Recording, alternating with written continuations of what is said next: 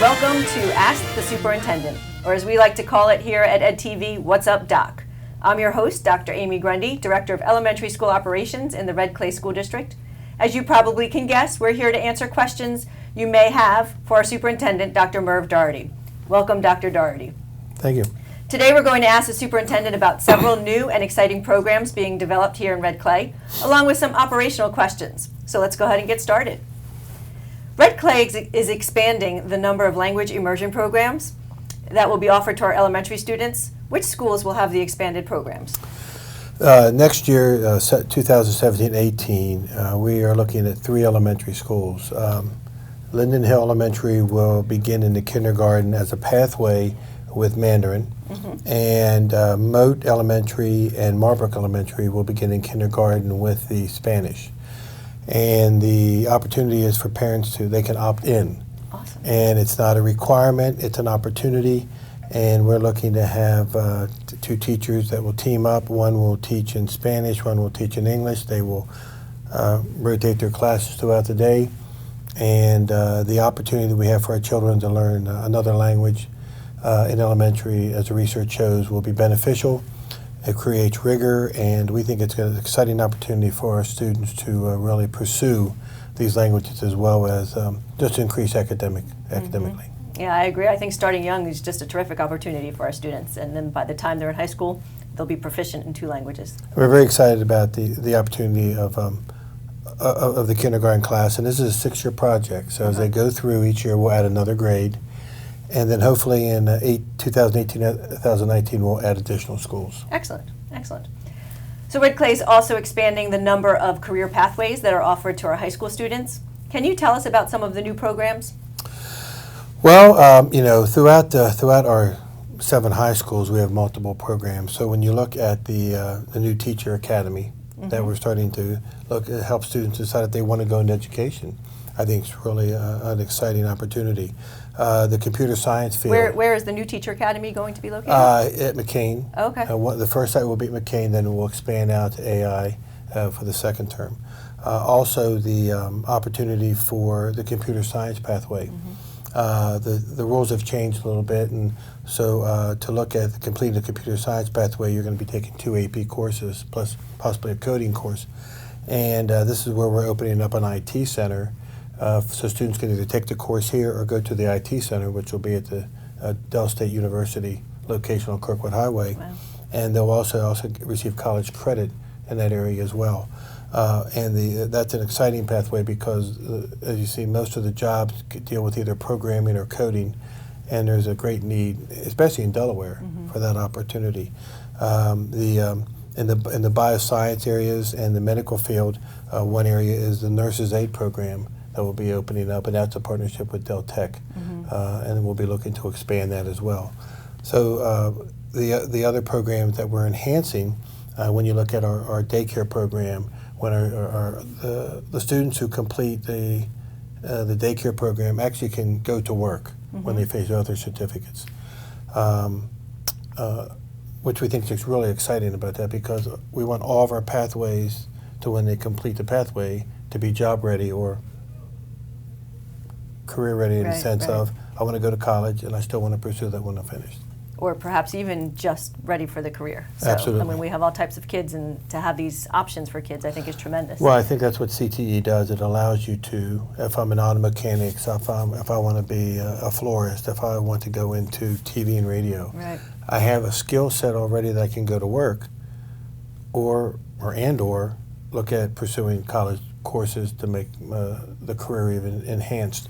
But the opportunity is that, we focus so much on the college side, but really the career and technology side is a growing field. It's expanding, and we want our children to be ready when I shake their hand to be able to go right to work and be successful in that career. Yeah, absolutely. And so somebody wanted to know why you think this is so important for our students, and I think you kind of captured that, but is there anything else you'd like to add?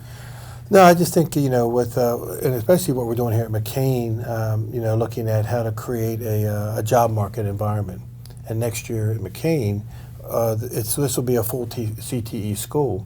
Okay. And every pathway will also have a business. So the example, the culinary program will have a restaurant. The child care program will provide daycare. The ag program is going to go into the floral business. And the opportunity for the auto shop will become a service industry. And opportunity for our young men and women to understand the business side of this career that it really enhances their employment opportunities and makes them a stronger employee. Right. So is your vision that these businesses will serve just the Red Clay community or the community at large? No, we wanted to serve the community at large, and so people could come into the restaurant. We already have people, moms that use the daycare center. People that come and buy from the floral industry to look at our ag program. We're starting the farm to the plate, basically. Right. They're going to be opening up and growing crops here. The opportunity to enhance the ag program. We're looking at turf management here as well, because of the field space and also the partnerships we have with several golf courses. The TV and radio, how do we enhance what we do here to make it more community friendly? And when you involve the community and business partners, then as our young men and women complete their pathways, they have internships and co-op programs that really get them into the business, which in most part they're hired because they're already at the skill level ahead of other people applying for jobs. And we always talk about the dropout rate, and it's my belief, and I'm wondering if it's yours as well, that this is really going to help kids want to stay in school.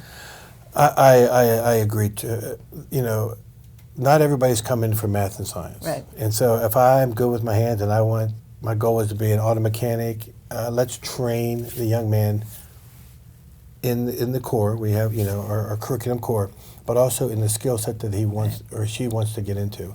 If they want to be a programmer and they want to get in technology, let's do that. If they want to work in radio and TV, let's help them meet their goals that they want in life. Let's make their goals realistic. But with dropout, when we look at our dropout rate, we'll probably be about between 1.5, 1.7. We're really proud of how that's dropped down and our students are graduating. But it's not just graduating anymore. It's just graduate with a purpose and a meaning that you are a very productive individual in society. And however you get there, we want to help you. But when you leave, we want to say, look what our students are doing in the workforce. And I think that's the credit to education. Yeah, I truly believe that Red Clay is taking a very innovative approach to the comprehensive high school, and I think that we are really doing a good service for kids. I'm really excited. I'm really ready for next year to start, because I think the things that we're trying to do in the schools for our children are going to be very beneficial. Right, which will make your summer very busy, I'm sure. So it seems that every high school in Red Clay has a focus. Is that intentional? I mean, it's sounding, as I'm listening to you, that it is in fact intentional. And so why do you believe that we should have high schools that have a focus? Well, to think that every school can do everything is, I think, a dream. Right. We have to look at how we fund, how we allocate. But I think Red Clay is unique because we give you options. So from charter school of Wilmington to DMA to the Conrad Schools of Science, Allied Health and Biotech, to Performing Arts Academy, to McCain High School, which will be a CTE focus, to John Dickinson High School, which is now becoming an IB magnet, International Baccalaureate, and then with AI High School becoming an early years academy for college.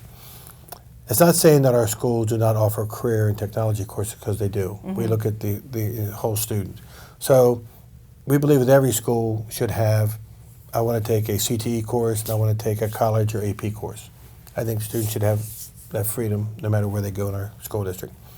But also, what is the main focus of that particular school that enhances it? And I think it's proven to be very helpful for us in Red Clay, and I think we're a model for what goes on around the country. Because I think by providing choice within our district, it's just a wonderful thing. Absolutely. So help us to understand the difference between dual enrollment and then these career pathways and college courses. So dual enrollment. Okay, so dual enrollment is an opportunity for a student to take a college course that is also a high school course. Okay. So the example, my senior year in high school, I have to take a senior English class.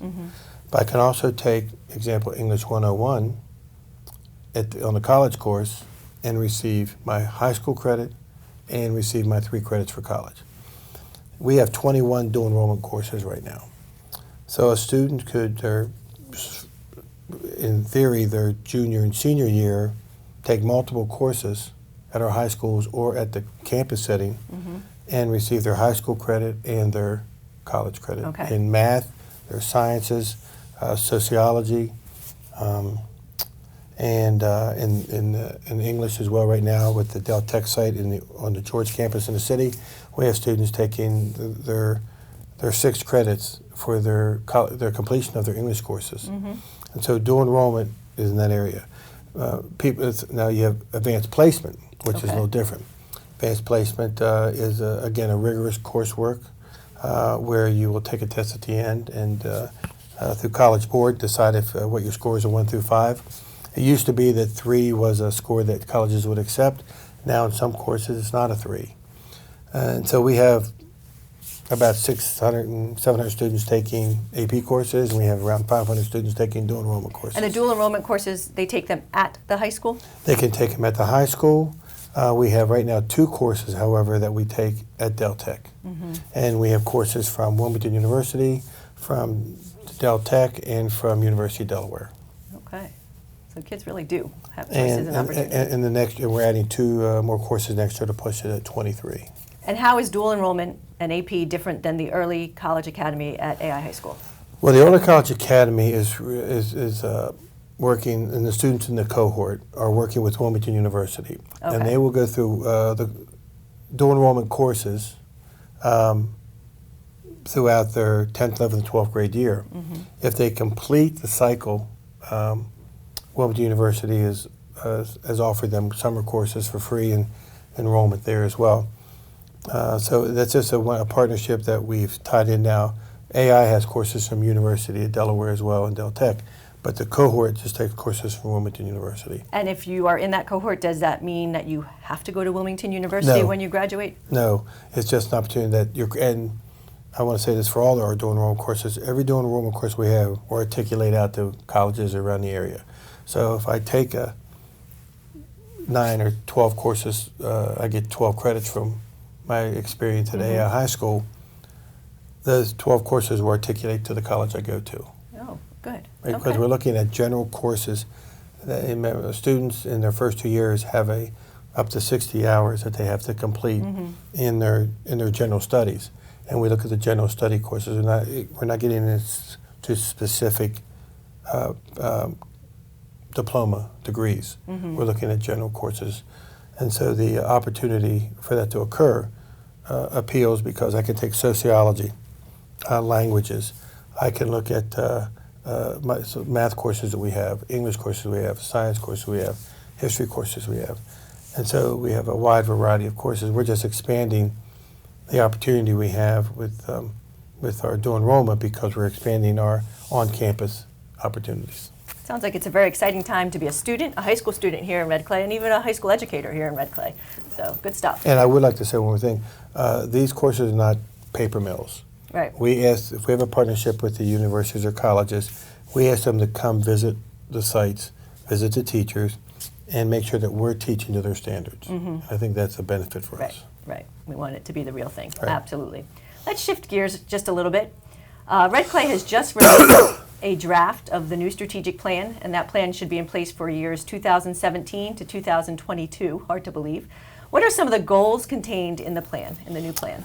Well, as we recall, it's hard to believe we finished our first 5 years of the plan, but we had 5 goals, and we're trying to break it down to 3 goals where we really look at student achievement, working with students in some subcategories where it's working with students with disabilities, students in poverty, students who are in the ELL category. That's going to be a major focus for us, and we are continuing looking at our college and career goals. Okay. We've really done a good job of our what used to be component goal 4, but we're keeping that focus to continue to push rigor envelope of rigor and getting more kids thinking about what their future looks like. But we're really looking at a strong component for our career pathways. And my goal is to, when you finish your pathway, you have your exam for the business community, and we can say, Amy is she's got her computer science degree, she has her auto mechanics degree, and she is certified to work, and we're certifying that.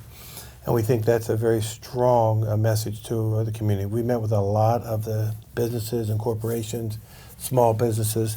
We asked them, what are you looking for in our people? And so we're changing some of our pathways to meet the needs of the community, so our young men and women are employable, right? And which will enhance the business community.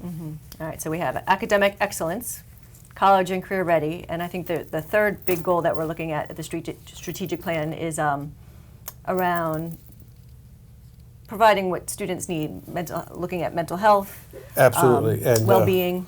And that's been a big push for us anyway. We're pushing really hard right now with legislation, HS1 through Representative Williams, just on helping us with some mental health issues. When you're the largest district in the state, you deal with many issues, and there are times that there are one or two students in schools that need additional help, and we think the piece of legislation that's offered will help us look at additional staff. We don't need more teachers. We need more support in the mental health area, in the health area as well. I think people forget that we do a lot with our students, from serving breakfast and lunch, snack. We have schools that serve dinner. This summer we'll be having the Red Clay food truck going around the areas. Clothing, coats, eyes, ears. We have program, glasses. We just do a lot before we even start to teach. And I think we're in a society now that we need to be that assistance to young men and young women when they come into our schools, so they feel comfortable and it's a safe environment for them to walk into a classroom and say, now I can learn. Right, it's that ready to learn piece. Right. We can have academic excellence and prepare you to be college and career ready, but you have to be ready to learn. And we're not getting rid of some of our other goals, we're just making them at a different priority. We will still continue to work hard to train our teachers and administrators. We'll continue to work hard to be parent involvement, parent engagement, continue to run my superintendent council parent meetings and PAC meetings. But we really want to focus on getting our kids moving forward academically. Right. And the strategic plan truly guides the work in Red Clay, as evidenced by the past 5 years. Absolutely. How can the public provide some input, or have they had opportunity to provide input into this plan? We've been working for about 6 months openly and having meetings. It's online right now. They can go online. There's an opportunity to provide feedback, and they continue to check the website. There are still some additional meetings. We'll present in February the plan to the board. We have a meeting, I believe, early February to discuss some of the final ideas. Board meeting in February 15th. We will present it to the board, and then have another 30 days of comment, and then the board then would vote to put the plan into place for the 17-18 school year at the March board meeting. Very nice, good. We talked about this a little bit. We're shifting gears as the questions come in. Back to the high school. So talk a little bit more about the IB program at Dickinson, the middle years, the high school. So we decided to expand the IB program into the middle years. And the International Baccalaureate corporate group, there's a very rigorous application process. Now, John Dickinson has the IB program at the 11th and 12th grade level, because the IB program requires so much of content learning before you get to the IB. Example, to have your languages completed before you start the 11th grade, because of the rigorous content of the IB program in 11th and 12th grade.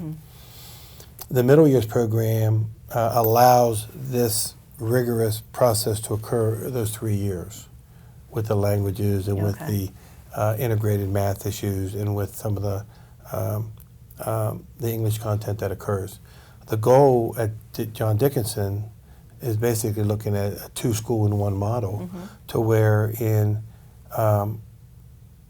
next year, 17-18, it looks like the middle school will be almost at capacity, but then the following year is to then start the high school full scale. So what you would have is not only the middle year program, but the middle year program feeding into the high school IB program. Mm-hmm. And if you complete the IB program and you pass the exam, that's evaluated by not Red Clay, but by the baccalaureate team. Most colleges will exempt your first year of college.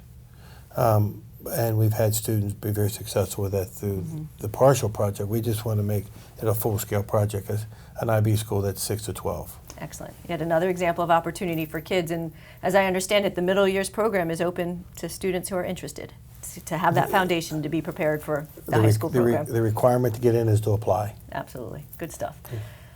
This just came to my attention just recently. Another exciting new feature in Red Clay are the GPS systems that are now installed on all of our Red Clay buses. Will parents eventually be able to use this system? Yes, we're really excited about it because we'll get calls all the time. Where are the buses? So right now, our schools can track the buses that show up at site and where they are and if they're going to be on time. But a parent will have the opportunity, just like they do with check the child's grades. Same format. They will go into the system, just like they do with online grading, and they'll just type in the code that they have and put the app on their phone. And when they put the app on their phone, it will track their child's bus to their bus stop. So it will show them when the bus is going to get there. It will show them where the bus is, and it will show them in the morning and in the afternoon. We like it because if the bus is going to be late, we'll know that. For example, if a bus breaks down and we change buses, it wouldn't let the parents know that it's not bus 81 today, it's bus 121. So it's free to the parents. The only thing they have to do is put the app on their phone, and they'll be able to. So they don't have to be waiting for the bus for 30 or 40 minutes. They know the bus is going to be there. And then we can also make sure our buses are following the routes that we tell them to follow. And communication between home and school is so critical, and this is just another avenue to enhance that communication. Right, we're very excited about the opportunity that's going to roll out as it pieces out through February and March. Very interesting. And kids maybe who live very close to their bus stop don't have to stand there freezing very long because they can see it coming. So there's no reason to miss the bus. Exactly. So and finally, at this time of the year, and I have to ask, how do you determine when schools are closed for bad weather? I think that's a question every year. Well, besides the 3 weather apps I have on my phone and the direct connect with the Weather Channel in Dover, we keep a close eye on the weather. We get weather reports when storms are going to occur. And I will actually have conference calls with the Newcastle County superintendents as well. We talk quite a bit because our buses will move quite a bit around each other. And we take one thing very serious. It's the safety of everyone on the roads. If we believe that the weather it's icy, it's too dangerous for buses and cars to be on the road, we may go with a delay. Right. Or we may cancel school. But when we do that, it's for the safety of the young people that we have. I do not believe you can make one mistake on this call that says, let's go to school and the roads are bad. Right. And there's an accident, I would have a hard time with that decision. So we will take the road of safety first. And this year I've already had several calls and looking at the weather, what we think was going to occur. We're usually up between 2 and 4 in the morning with a 4:30 conference call. I talk to transportation constantly and other staff members.